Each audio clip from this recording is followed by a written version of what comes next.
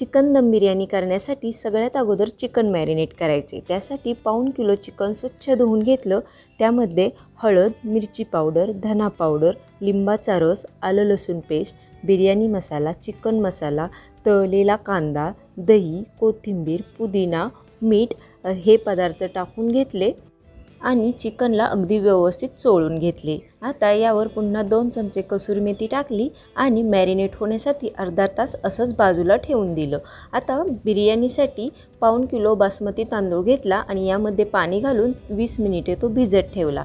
आता सगळ्यात अगोदर आपल्याला चिकन शिजत घालायचे, तर त्यासाठी पातेल्यामध्ये तेल टाकलं। त्यामध्ये कांदा आणि टोमॅटो टाकून चांगलं परतून घेतलं आणि मॅरिनेट केलेलं सगळं चिकन यामध्ये टाकलं। अगदी थोडंसं म्हणजे अर्धा कप पाणी टाकलं आणि शिजण्यासाठी बाजूला ठेवून दिलं। चिकन चांगलं शिजेपर्यंत भात करून घेऊ। तर आता दुसऱ्या पातेल्यामध्ये फोडणीसाठी पुन्हा चमचाभर तेल टाकलं आणि त्यामध्ये काही खडे मसाले टाकले। आता त्यामध्ये भात शिजण्याइतपत पाणी घालायचं आणि अर्धा लिंबाचा रस यामध्ये पिळून घ्यायचा। त्याचबरोबर थोडीशी कोथिंबीर आणि थोडीसा पुदिनाही यामध्ये टाकायचा। चवीपुरतं मीठ घालायचं आणि पाण्याला चांगली उकळी येऊ द्यायची। उकळी आल्यानंतर भिजवून घेतलेला तांदूळ यामध्ये टाकायचा आणि मोठ्या गॅस फ्लेमवर फक्त 5 मिनिटे उकळवून घ्यायचा, म्हणजे 80% भात आपला शिजून तयार होतो। लगेचच एका चाळणीमध्ये तो काढून घ्यायचा।